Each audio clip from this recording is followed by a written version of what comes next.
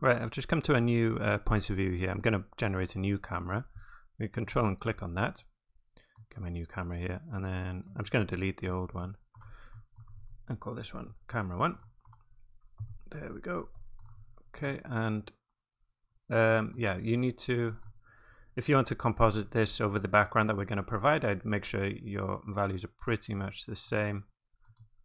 Okay, so you know, to the kind of 0.2 values, so minus 2.34 is probably fine, and the rest of them just copy them in as they are there.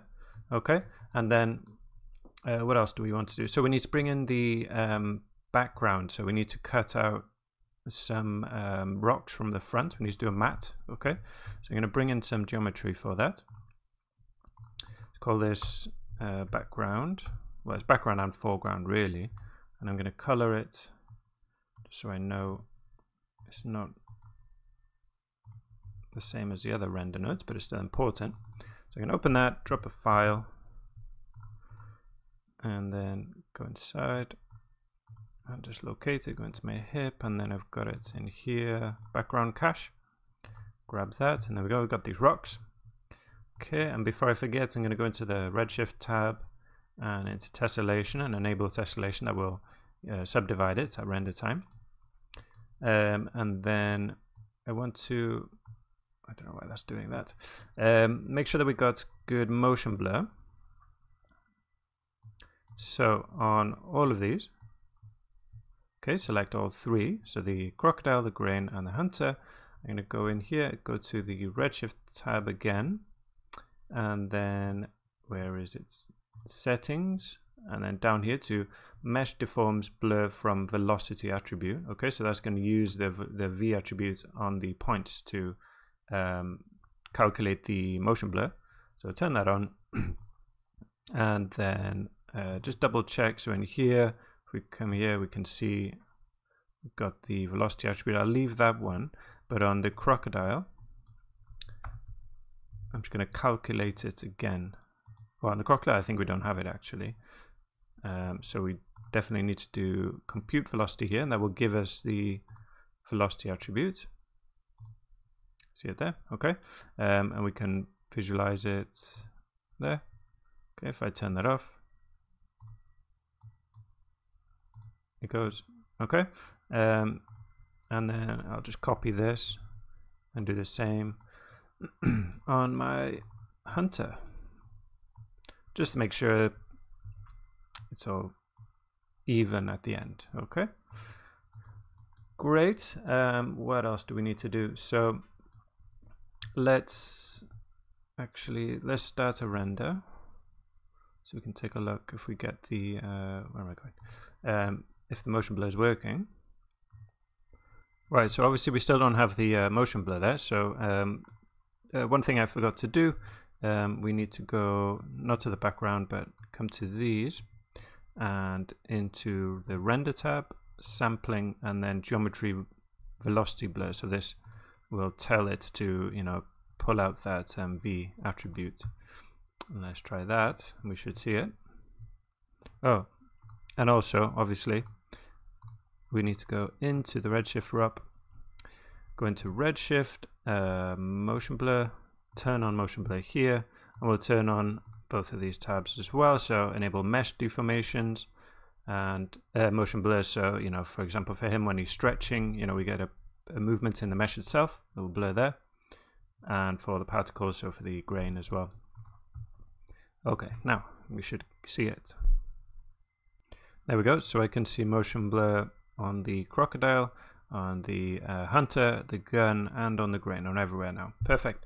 So let me turn that off for a moment. So what I also want to do is kind of cut out this, the kind of background thing, well, foreground and background, but more importantly, we need to cut this out because we've already provided you with the render of the background. So we need to cut out this part, you know, the rocks which are in front, okay? Because this render can just sit on top of the other render, but we obviously need to cut these parts out. So it's quite easy. We just come into the background here, and when we come to, let's see, I think it's matte, and just enable matte. and then render that again, we should see it get cut off on this part.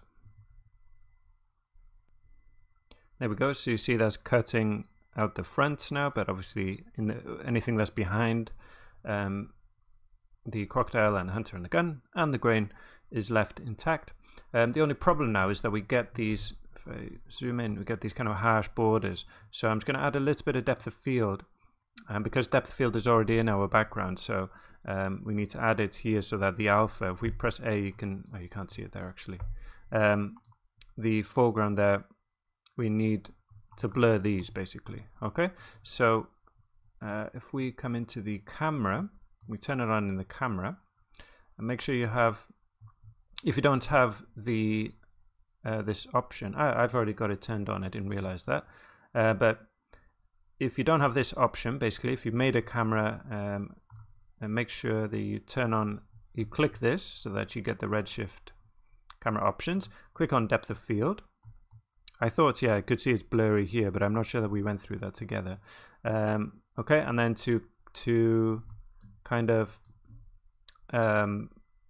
work that out, so to configure that, you do that using the typical Houdini way, which is in sampling. Okay, and the focal distance I'm going to set to 5, and the f-stop will be 3. So I'll show you what they mean if we come into the scene view and then come out of our camera and turn the visualizer on our camera. You can see it there, and then click the handle, right click on it and go to focus handle, or you can press Z. Okay, and then we can see now what these values mean. Okay, I'll move them, so if I change the focal distance to 6, you can see it moves back, so this is the center of the focus. I go back to 5, that will be more, you know, where we want it, and then the f-stop is kind of this depth. Okay, so if we put that to 5, it will spread out a lot more and there'll be more in focus. Bring it down, we'll get a bit more blur, but really I'm just, you know, it's not going to have a big effect on this. I just want to blur these rocks in the foreground because they're far away from this the field of view there, so the field of focus. So I just want to blur these parts in the foreground there. Maybe if I turn that off, I can show you better. And hit this render again. After turning it off, we should see a sharper edge. Some parts are sharp, but that's because they're closer to the crocodile. So like these rocks are really, you know, in the same part as the crocodile and the hunter. Right, now you can see this harsh border at the bottom. You see that? And yeah, that won't look too good when we composite it over the background. So yeah, make sure we have depth of field turned on. Okay, another thing is if we take a look at the alpha here, we need this alpha gone for the background.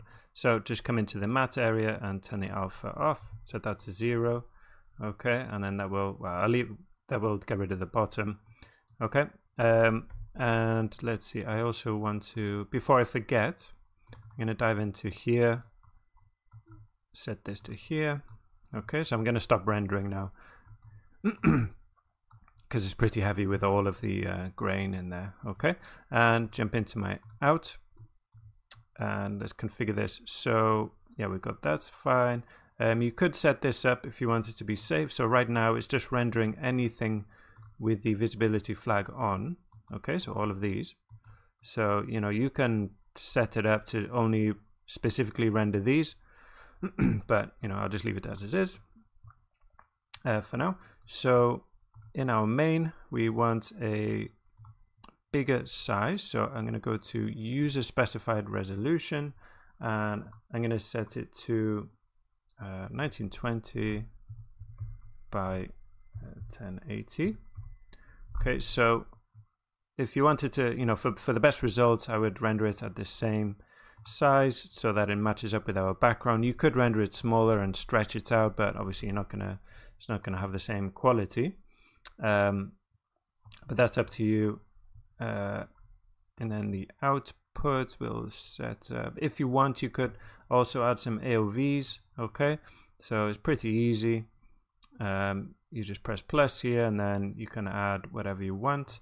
Typical ones, you might want diffuse, and then you've got loads of options here, object ID, emission, you know, you might want the specular lighting. Where's that? We'll add them anyway, but I don't think we'll need to use them. Maybe reflections, and we have some subsurface on these, so we could add that. Where are you? Subsurface scatter. Okay, so we'll get different layers within our EXR to see the effects of all of these components in our render. Okay, let's see what else. Everything else here is fine. The settings, so for the actual samples. Okay, I'm going to push the min samples to 128. So this will affect how many times each pixel is sampled, and as a result will affect the quality. Okay, so the higher this number, the longer the render will take, but the you know, the better the quality, the less noise you'll have. So you know, you can play around with these values to a level of noise that's acceptable to you. This is what I'm going to leave it at. What else? Global illumination. We're going to want to turn that on to brute force. So we'll get some bounce lighting. So, you know, the light will fall onto the sand, for example, and then from there, the sand will light the crocodile as well, and vice versa. And we'll have 3 bounces, so it can go down, 1, 2, 3. But, you know, 3 is plenty. You won't see much difference between 3 and 2. But that's good. I think that's it. We'll need a... Oh yeah, obviously we want to render a frame range. Okay, so frame range. So I'm going to do this from 130 to 250. Okay, again, as many as you want. This is the frame range of our background render. And then the output. So we need to actually get a place for this to go to. So we can save it to our HIP, to our render is fine. We're going to render EXRs, which will save the AOVs as well within the same file, which is good. Let's give it a name, or maybe I'll do another folder. So I'll say final/render. I don't want $OS, which is the name of this. I'll just give it. I don't want that slash there, slash after the render. And then I'll just call it final render. Dot $F4, which we've already got. Okay, for each frame number. Or F3 would be enough here, but I'll leave it at 4.exr. And I think that's it. I think we're good to go with the render. Yeah, so, and then we go to render to disk.